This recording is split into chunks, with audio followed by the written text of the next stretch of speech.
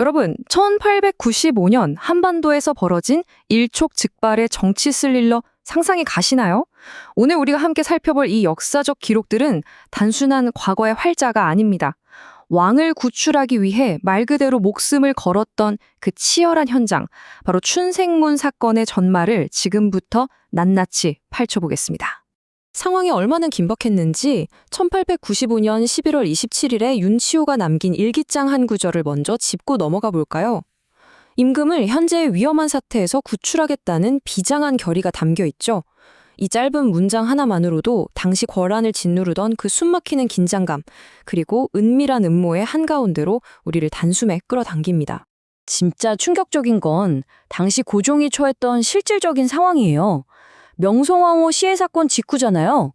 언제 일본에 의해 독살당할지 모른다는 그 끔찍한 공포감? 그래서 고종이 어떻게 했느냐? 궁중 음식을 싹 다 물리고 서양 선교사들이 밖에서 들여온 밀봉된 통조림, 그리고 날계란.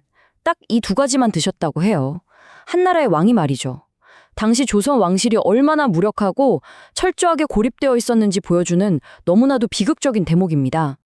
자, 이렇게 숨막히고 절망적인 상황 속에서 탄생한 게 바로 오늘 우리의 핵심 주제인 춘생문 사건입니다.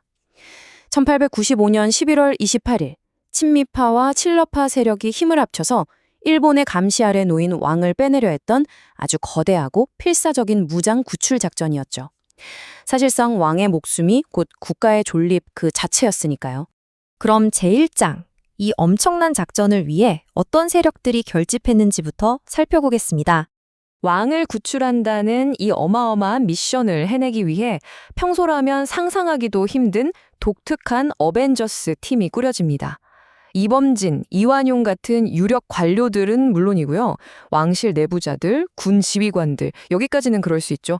그런데 놀랍게도 언더우드나 헐버트 같은 서양 선교사들, 심지어 러시아 공사 베베르까지 합류했어요.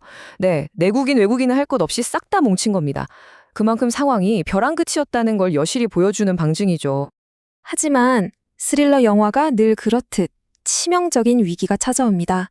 제2장, 배신과 밀고입니다. 아무리 완벽해 보이는 계획이라도 내부에 적이 있으면 무용지물이잖아요. 불행히도 이 구출작전, 궁궐 담벼락에 닿기도 전에 내부에서 완전히 터져버립니다. 작전에 가담했던 친위대 장교 안경수와 이진호, 이 두 명의 핵심 군사 내부자가 계획을 통째로 밀고 해버린 거예요. 그것도 하필이면 자기들이 몰아내려고 했던 친일 내각의 핵심 인물들, 김윤식과 어윤중에게 말이죠. 와, 정말 기운 빠지는 상황 아닙니까? 시작도 하기 전에 이미 실패가 예약된 시한폭탄 같은 작전이 되어버린 겁니다. 자, 운명의 시간이 다가왔습니다. 제3장, 거사 당일 밤입니다. 정보가 샜다는 걸 눈치챘지만 이들에겐 이미 돌아갈 곳이 없었어요. 11월 28일 늦은 밤, 작전은 강행됩니다. 시간대별로 이 혼돈의 도가니를 한번 짚어볼게요. 핵심 멤버들이 모이고 무려 1000명이 넘는 병력이 경복궁으로 진격합니다. 규모만 보면 당장이라도 성공할 것 같죠? 그런데 원래 들어가려던 건춘문에서 미리 대기하고 있던 수기병들의 거센 저항에 딱 막혀버려요. 다급해진 병력들은 어떻게 했을까요? 북장문하고 춘생문 사이에 그 높은 궁궐 담장을 직접 기어오르는 그야말로 필사적인 시도를 합니다. 하지만 군부 대신 어연중에 직접 나타나 항복을 권고하자 작전은 결국 허무하게 와야되고 맙니다. 담장을 넘으려던 시도의 결과는 참혹했습니다. 제4장, 비극적 결말과 재판입니다. 이 무모하고도 절박했던 작전의 대가는 너무나도 빠르고 잔혹하게 돌아왔습니다. 재판장 장박에 의해 곧바로 판결이 내려지는데요. 주동자로 지목된 임최수와 이도철은 곧바로 사형을 당합니다. 다른 가담자들 역시 종신 유배를 가거나 곤장 100대의 징역 3년이라는 끔찍한 형벌을 받아야 했죠. 여기서 참 씁쓸한 사실이 하나 있는데 왕실의 친척이었던 이재순만은 왕족이라는 이유로 쏙 빠져나갑니다. 어쨌든 이 재판 결과로 고종 곁에 그나마 남아있던 마지막 충신들마저 철저하게 숙청돼 버린 겁니다. 그리고 여기서 우리는 정말 기가 막힌 가슴 아픈 역사적 아이러니를 마주하게 됩니다. 일본이 이 실패한 작전을 아주 교묘하게 역이용해버려요. 그들은 춘생문 사건을 국왕 탈취 사건이라고 맹비난하면서 자기들이 명성황후로 시해한 거나 이번에 정동파가 왕을 빼내려 한 거나 다를 게 없다. 이런 말도 안 되는 억지 논리를 펼칩니다. 그리고 이걸 법적 핑계로 삼아서 명성황후 시해범들을 전원 무죄로 풀어줘 버려요. 진짜 진술이 힘을 잃어버린 너무나도 분통 터지는 순간이었죠. 하지만 여러분, 끝날 때까지 끝난 게 아닙니다. 제5장, 나비 효과입니다.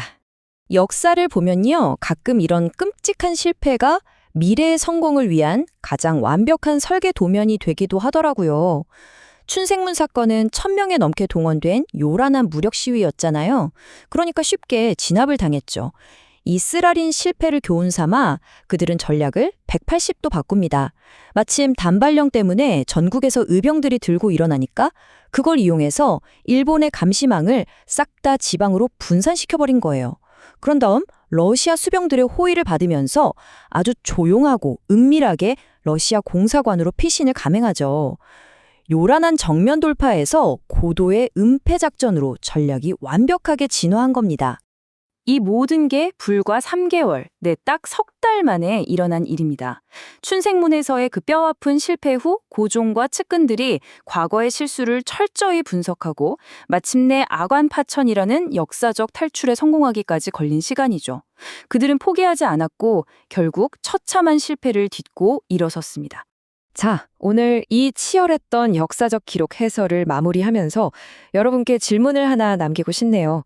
만약 춘생문에서의 그 처참하고 치욕적인 실패가 없었다면 과연 아관카천의 성공이 존재할 수 있었을까요? 때로는 견디기 힘든 굴욕과 패배가 생존을 향해 나아가는 가장 튼튼한 디딤돌이 되기도 한다는 사실, 역사가 우리에게 주는 참 묵직한 메시지 같습니다. 오늘 저희가 살펴본 역사의 이면, 이 생생한 생존의 드라마가 여러분께도 흥미로운 생각거리가 되었길 바라면서 이번 해설은 여기서 마치겠습니다.